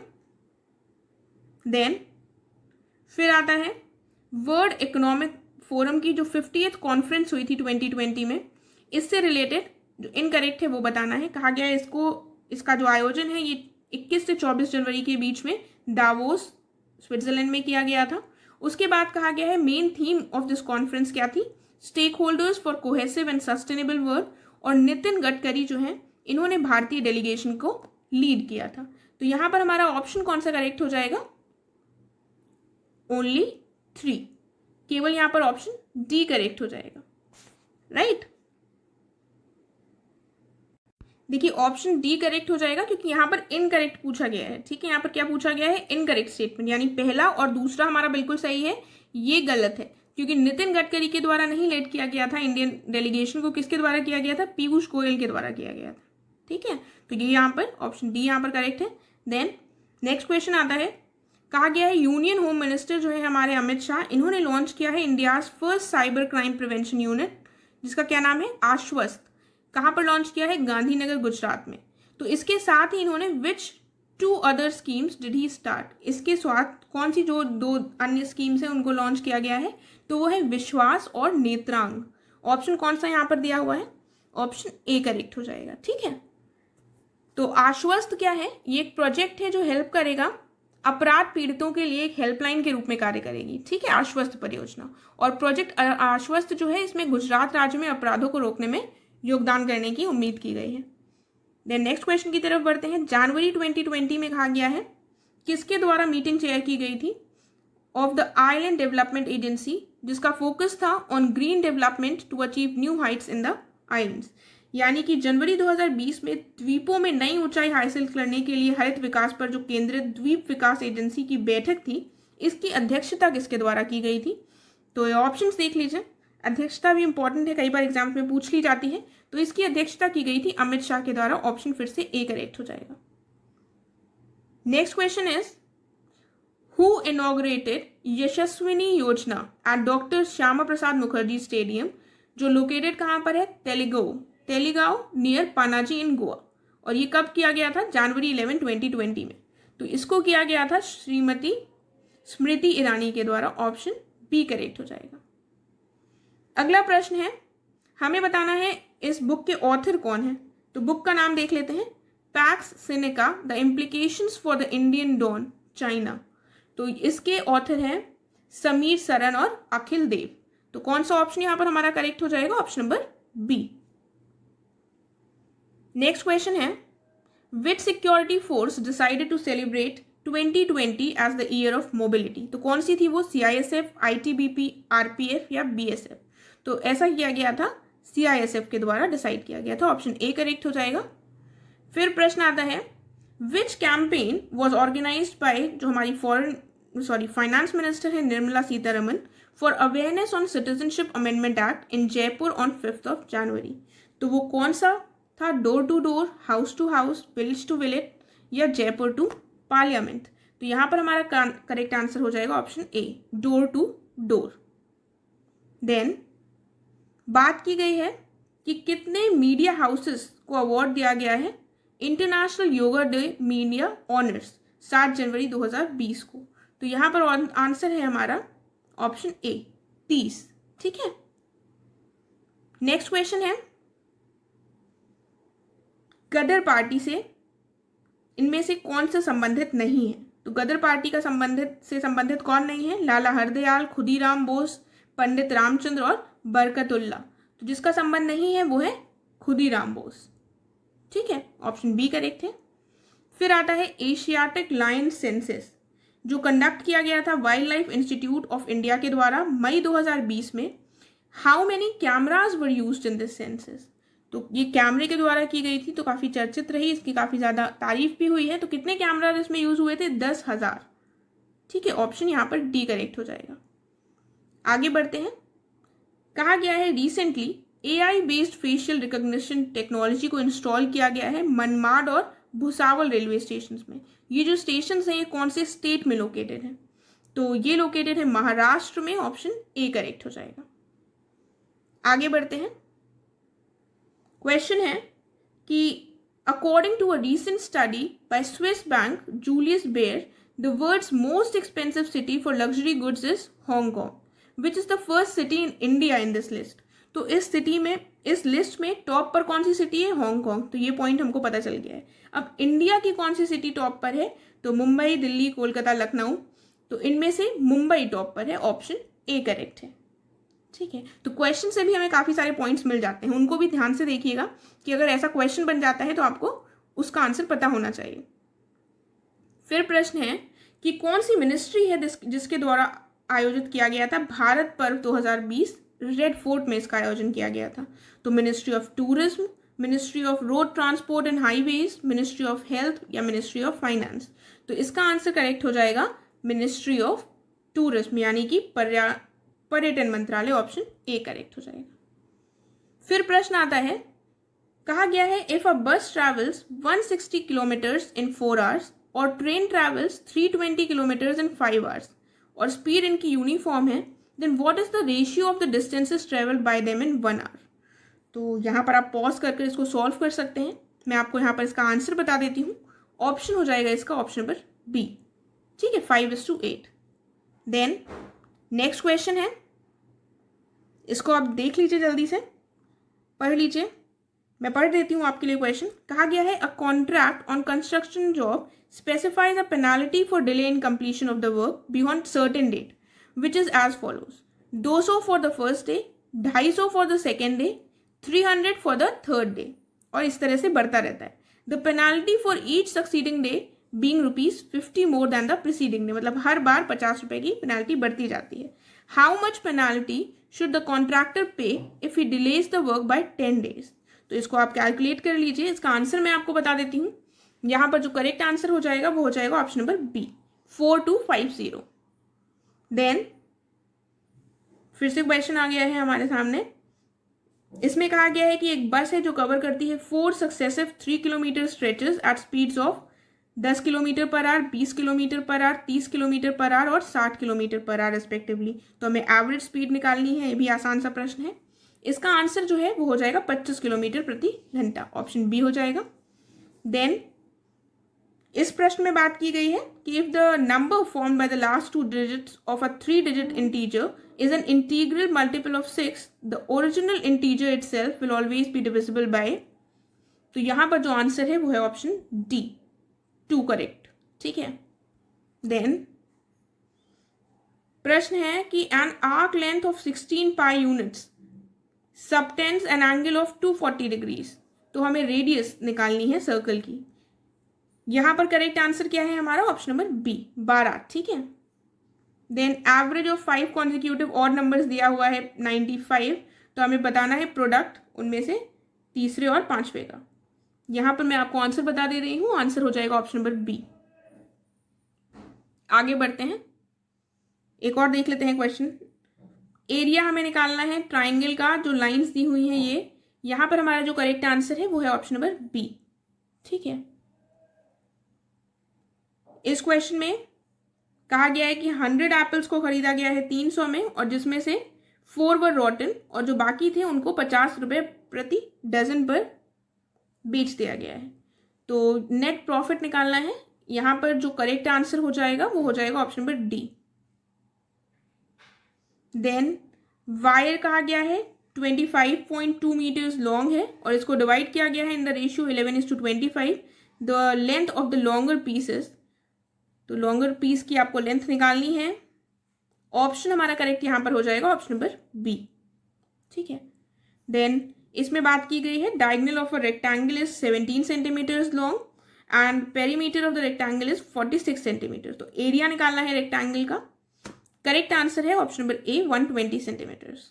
देखिए जो मैथ के क्वेश्चन है इनको पॉज कर आप सॉल्व कर लीजिएगा। हम नेक्स्ट पे आते हैं। फिर है central Vista project which has been in news recently, in which state of India it is to be implemented। तो central Vista project Maharashtra, Uttar Pradesh, new Delhi और तमिलनाडु में से कहाँ पर इसको इम्प्लीमेंट होना है? तो ये होना है न्यू दिल्ली में, ऑप्शन सी करेक्ट हो जाएगा, ठीक है। तो स्टेट पूछा है, ये यूनियन टेरिटरी है, तो मतलब इसमें कंफ्यूज मत हो जाएगा, स्टेट या यूनियन टेरिटरी यहाँ होगा प्रश्न में, ठीक है। तो मैं आपको सेंट्रल विस्टा प्रोजेक्ट के बारे में बता देती हूँ। इसके तहत नए संसद भवन का निर्माण किया जाएगा और इस प्रोजेक्ट के तहत क्या होगा, कुल 8 सरकारी कार्यालय बनाए जाएंगे और इसमें एक नया संसद भवन बनाया जाएगा जो साउथ ब्लॉक के निकट एक आवासीय कॉम्प्लेक्स का निर्माण किया जाएगा, जहाँ पर प्रधानमंत्री जो हमारे प्राइम मिनिस्टर हैं और उपराष्ट्रपति का, वाइस प्रेसिडेंट का निवास स्थल होगा। देखिए इसमें बिम्स्टेक कॉन्फ्रेंस 2020 के बारे में हमको करेक्ट स्टेटमेंट बताना है। पहले में कहा गया है कि इसका आयोजन काठमांडू में हुआ था, काठमांडू नेपाल में 13 फरवरी 2020 को, टू कर्ब ड्रग ट्रैफिकिंग यानी कि नशीली दवाओं की तस्करी पर रोक लगाने के लिए। और इसमें जो कंट्रीज थी जिन्होंने पार्टिसिपेट किया वो है नेपाल, भूटान, बांग्लादेश, म्यांमार, श्रीलंका और थाईलैंड। और ये जो ग्रुप है 7 कंट्रीज का ग्रुप है, इसको स्टैब्लिश किया गया था 6 जून 1997 1997 में बैंकॉक में। तो जो करेक्ट स्टेटमेंट है वो है दूसरा और तीसरा। पहला स्टेटमेंट इनकरेक्ट हो जाएगा क्योंकि इसको आयोजित किया गया था न्यू दिल्ली में, ना कि काठमांडू में। ऑप्शन डी करेक्ट हो जाएगा। ठीक है, आगे बढ़ते हैं अगले प्रश्न की तरफ। अब इसमें बात की गई है कि where did Australia organise a training programme on vessel search techniques for coastal security personnel of Indian coast guard, customs and Tamil Nadu police. यानी कि ऑस्ट्रेलिया ने भारतीय तटरक्षा, सीमा शुल्क और तमिलनाडु पुलिस के तटीय सुरक्षा कर्मियों के लिए एक वेसल खोज तकनीक पर एक प्रशिक्षण कार्यक्रम का आयोजन किया। ये कहां पर किया? चेन्नई में, पणजी में, जयपुर में या लखनऊ में? तो ऑप्शन हमारा करेक्ट हो जाएगा यहां पर चेन्नई में। ऑप्शन ए करेक्ट है। देन कहा गया है मिनिस्ट्री ऑफ लेबर ने रिसेंटली लॉन्च किया है एक app to solve the problems of the beneficiaries of the employees state insurance corporation scheme. यानी कि कर्मचारी राज्य बीमा निगम योजना के जो लाभार्थी हैं उनकी समस्याओं को समाधान के लिए एक ऐप लॉन्च किया गया है मिनिस्ट्री ऑफ लेबर के द्वारा। तो वो कौन सा है? रोशनी, संतुष्ट, डिजिकोप या सुगम? तो ये है ऑप्शन बी, यानी कि संतुष्ट ऐप को लॉन्च किया गया है। फिर है कि मेन थीम पूछा गया है इंटरनेशनल जुडिशियल कॉन्फ्रेंस 2020 का, जो कि कहाँ आयोजित हुई थी? न्यू दिल्ली में।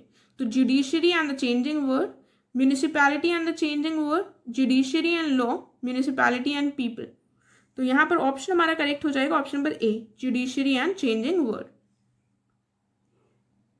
फिर क्वेश्चन है कि किसने चेयर किया था, किसने अध्यक्षता की थी सेमिनार की, जो किस पर आयोजित था? On emerging opportunities for Indian textiles and crafts, और इसका आयोजन किया गया था दिल्ली में।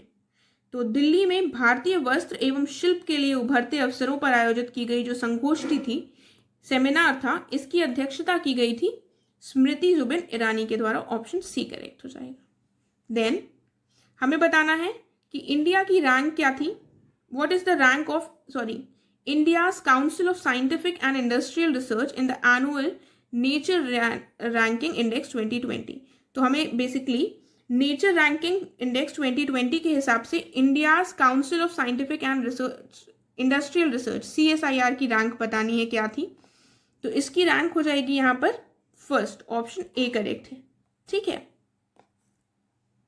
देखिए जो इंडियन इंस्टीट्यूट ऑफ साइंस है बैंगलोर में, इसको सेकंड रैंक दिया गया है। और थर्ड इंस्टीट्यूट है जो थर्ड पोजीशन पे है वो है टाइफर, यानी कि Tata institute of fundamental research, जो मुंबई में है।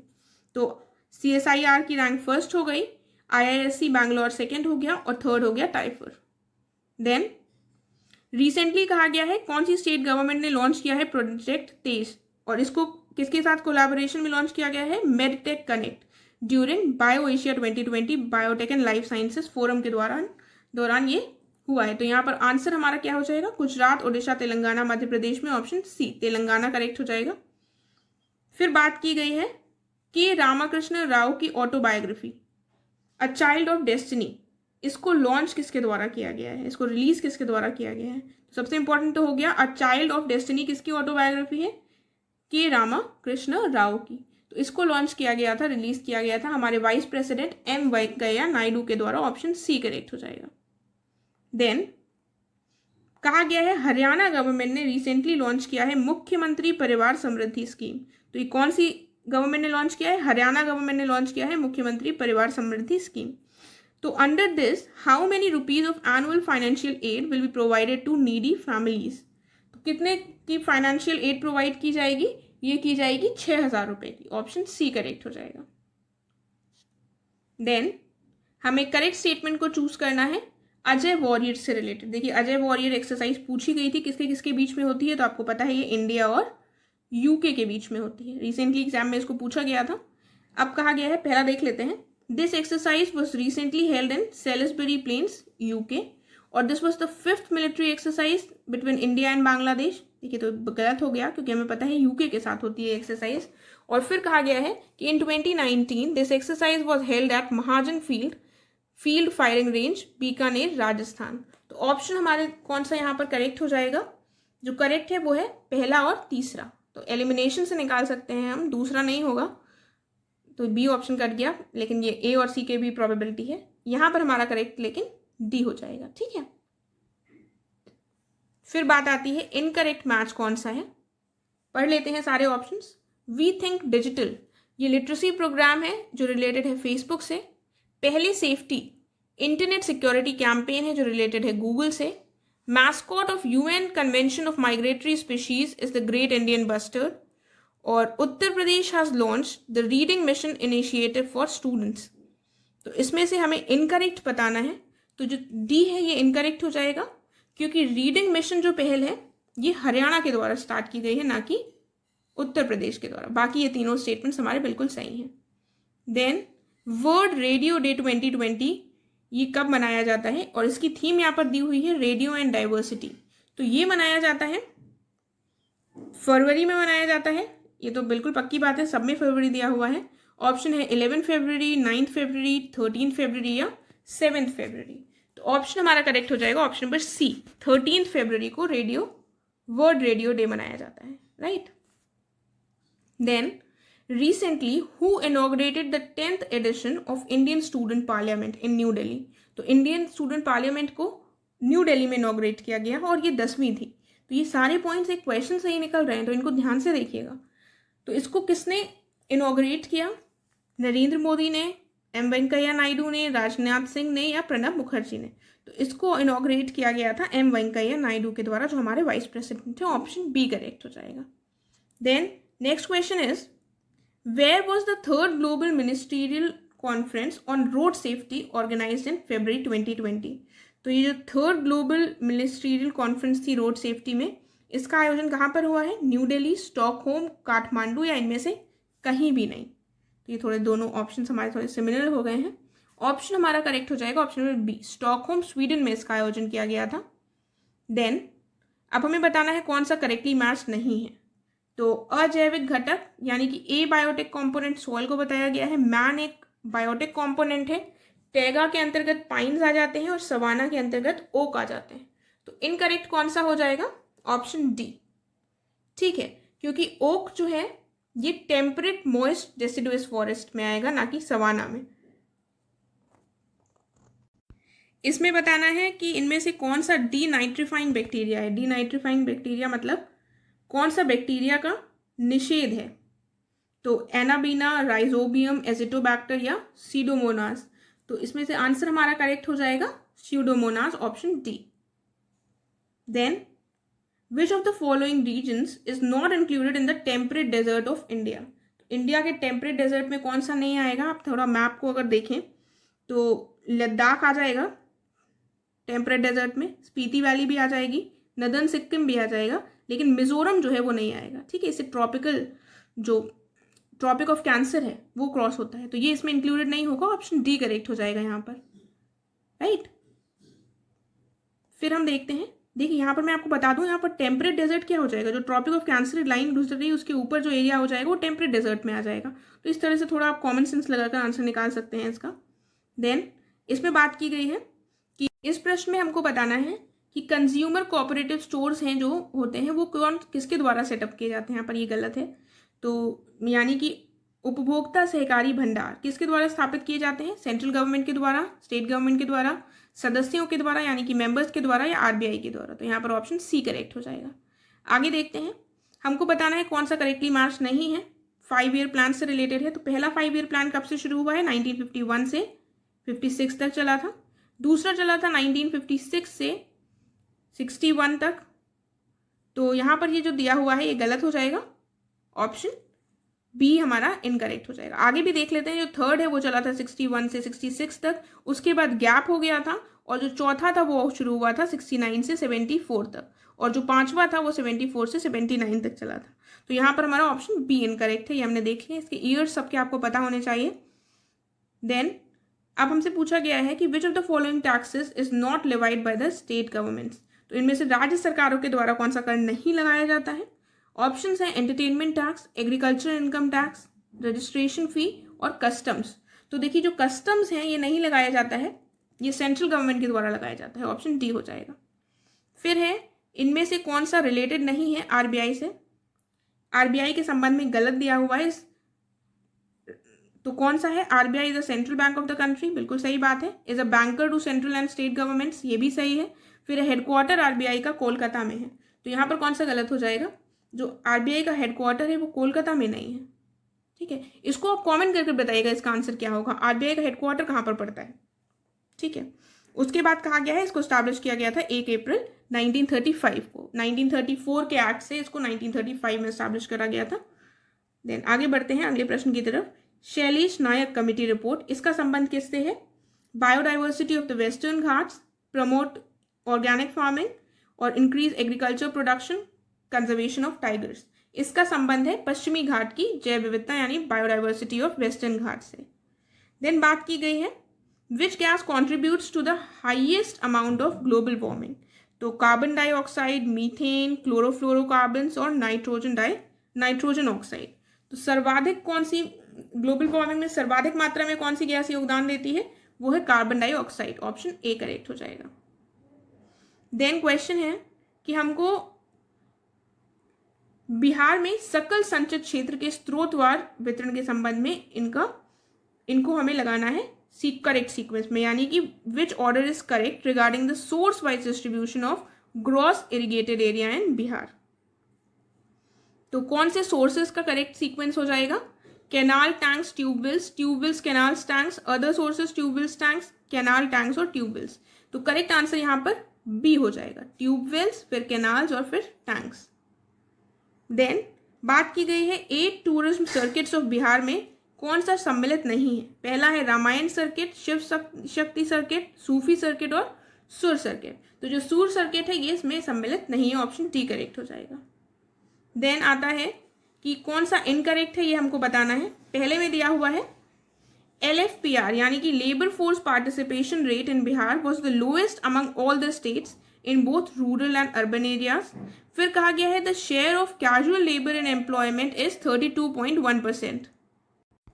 तीसरा कथन दिया हुआ है in terms of road density Bihar ranks 4th among the major states of India. और चौथा है the share of casual labour in employment is 62.1%।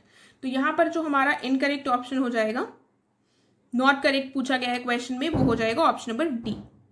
ठीक है, बाकी ये तीनों बिल्कुल सही हैं।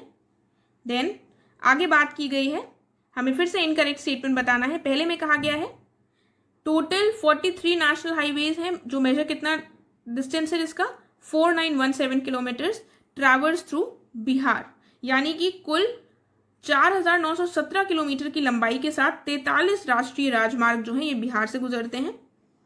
फिर कहा गया है रोड लेंथ जो है पर 1000 square kilometre of geographical area is 52 kilometres. और national highway which has highest stretch in Bihar, वो कौन सा नेशनल हाईवे है? National highway 31। अंत में कहा गया है कि बिहार में रोड लेंथ पर लाख किलोमीटर कितनी है? 40। तो यहाँ पर हमें इनकरेक्ट बताना है, तो इनकरेक्ट जो है वो ऑप्शन डी हो जाएगा।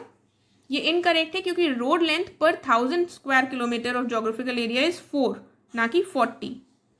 अगला है from which inscription we get information about Nanyadev. तो नन्यदेव के बारे में हमें जानकारी डुमराव, सिमराव, भगवानपुर, बिस्पी, इनमें से किससे मिलती है? इनमें से किसी से भी नहीं मिलती है, ऑप्शन ई करेक्ट हो जाएगा। यहाँ पर देखिए, यहाँ पर ई नहीं होगा ऑप्शन करेक्ट, यहाँ पर बी होगा। सिमरावगढ़ से हमको नन्यदेव के बारे में जानकारी मिलती है। ठीक है, तो यहाँ पर ध्यान रखिएगा, ऑप्शन बी करेक्ट होगा। आगे बढ़ते हैं, भक्तियार खिलजी के बारे में कहा गया है at the time of invasion by Bakhtiyar Khilji who was the ruler of Bihar Bengal region. तो उस समय पर कौन थे यहाँ पर? लक्ष्मण सेन, देवपाल, धर्मपाल या विजय सेन। ऑप्शन हमारा करेक्ट हो जाएगा लक्ष्मण सेन, यानी कि option A. Then next question है eulogy of Devpal is dedicated to which ruler. तो देवपाल की जो प्रशस्ति है, यूलॉजी क्या होती है? प्रशस्ति लेख, इसका संबंध ये किस शासक को समर्पित है? तो ये कौन से हो जाएंगे? लक्ष्मण सेन, सामंत सेन, धर्मपाल या विजय सेन। ऑप्शन यहाँ पर हमारा करेक्ट हो जाएगा विजय सेन, ऑप्शन डी। देन कहा गया है बख्तियार खिलजी के इन्वेजन के टाइम पर who had resisted from the Pala dynasty in Bihar Bengal region. तो किसने इसके आक्रमण का विरोध किया था, प्रतिरोध किया था? तो आंसर यहाँ पर हमारा क्या हो जाएगा? देख लेते हैं सारे ऑप्शंस पहले। इंद्रद्युम्नपाल, देवपाल, धर्मपाल या राजपाल। तो ऑप्शन यहाँ पर हमारा करेक्ट हो जाएगा ऑप्शन ए, इंद्रद्युम्नपाल। आगे बढ़ते हैं, ऑथर पूछा गया है मलफुजात और मानिकबुल असाफिया का। तो कौन है इसका ऑथर? बीबी कमल, हजरत शरफुद्दीन अहमद बिन यहया मनेरी, कमलुद्दीन यहया मनेरी या बाहुद्दीन जकारिया। तो ऑप्शन हमारे यहाँ पर करेक्ट हो जाएगा ऑप्शन नंबर बी, यानी हजरत शरफुद्दीन अहमद बिन यहया मनेरी जो है ये इसकी ऑथर है। आगे बढ़ते हैं। पूछा गया है किसके शासन के समय पर there was a rebellion in Bengal region during Balban's reign. तो बंगाल रीजन में बलबन के समय पर एक रिबेलियन हुआ था, तो उस समय पर बंगाल का कौन सा शासक था? तो कौन हो जाएगा यहाँ पर? मोहम्मद शाम, हिसाबुद्दीन, मलिक जानी और तुगरिल। तो यहाँ पर ऑप्शन करेक्ट हो जाएगा ऑप्शन नंबर डी, तुगरिल। ठीक है, आगे बढ़ते हैं। जामा मस्जिद का निर्माण दरभंगा में किया गया था, किसके द्वारा? तो गयाजुद्दीन तुगलक, फिरोज शाह तुगलक, मोहम्मद बिन तुगलक या अलाउद्दीन खिलजी। ऑप्शन हो जाएगा मोहम्मद बिन तुगलक, ऑप्शन सी। प्रश्न है कि where did Sher Shah father Hasan Khan inherit the estate from subedar Jamal Khan? तो टांडा, वासपुर, सासाराम या चुनार। आंसर हमारा करेक्ट हो जाएगा इनमें से कोई भी नहीं, ऑप्शन ई करेक्ट होगा यहाँ पर। आगे बढ़ते हैं अगले प्रश्न की तरफ। देखिए इसका आंसर मैं आपको बता देती हूँ। देखिए यहाँ पर मोर देन वन हो जाएगा, क्योंकि इन्होंने कहाँ की थी? सासाराम और टांडा, दोनों का ही यहाँ पर ए और सी दोनों होगा, और इसके अलावा ख्वासपुर की भी इन्होंने प्राप्त किया था स्टेट। ठीक है, नेक्स्ट देख लेते हैं अगला प्रश्न। पूछा गया है कि who gave the title of शेर खान टू फरीद खान? तो फरीद खान को, यानी कि जो शेर शाह सूरी कहलाए आगे, इनको ये टाइटल किसके द्वारा दिया गया था? इब्राहिम खान, जमाल खान, बहार खान या बाबर। तो ये आंसर यहाँ पर क्या हो जाएगा? Bahar Khan, option number C. Then कहा गया है कि in which of his works the poet Sodhdas of Gujarat has called Dharmpal the lord of the north. तो सोधदास ने किसमें Dharmpal the lord of north कहा है? तो ये कौन से उसमें कहा है? धर्मधिराज, दूसरा है उदय सुंदरी, फिर है विजय पताका या धर्म विजय। तो ऑप्शन यहाँ पर करेक्ट हो जाएगा हमारा उदय सुंदरी, ऑप्शन बी।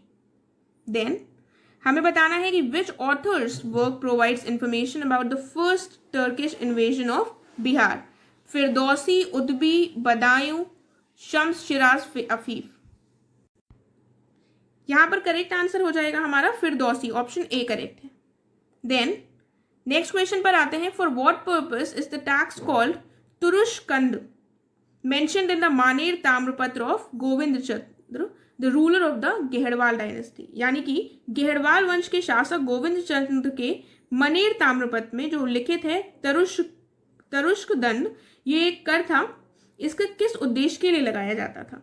ये एक रेंट था फार्मर्स पर, या इसको तुर्कों के आक्रमण को रोकने के लिए लगाया गया था, या दंड के रूप में शासक के द्वारा लगाया गया था, या भूमि सुधार हेतु लगाया गया कर था?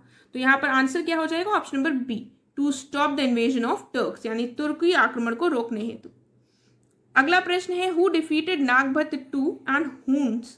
तो हूणों और नागभट्ट द्वितीय को पराजित करने वाला कौन सा शासक था? धर्मपाल, विजयसेन, देवपाल, गोपाल। तो आपको पता है शक्तिशाली राजाओं में, पाल शासकों में देवपाल थे, तो इन्होंने ही डिफीट किया होगा, ऑप्शन सी करेक्ट हो जाएगा। आखिरी प्रश्न पर आते हैं अब हम। इसमें कहा गया है विच of the following is not correctly matched? तो संभवनाथ का दिया हुआ है, जो इनका सिंबल था वो हॉर्स बताया गया है, अजीत नाथ का सिंह, पार्श्वनाथ का स्नेक और पद्म प्रभु का लोटस। तो जो बी ऑप्शन है ये इनकरेक्ट है हमारा, सिंह नहीं होगा इनका, अजीत नाथ का हाथी होगा, राइट। तो इसके साथ ही हमारा कंप्लीट हो गया। आई होप आपको समझ में आया होगा और काफ़ी कुछ आपने सीखा होगा। अगर आपको अच्छा लगा है तो प्लीज़ इसको लाइक एंड शेयर कीजिएगा और ज़रूर इसको सब्सक्राइब कीजिएगा चैनल को। Thank you so much.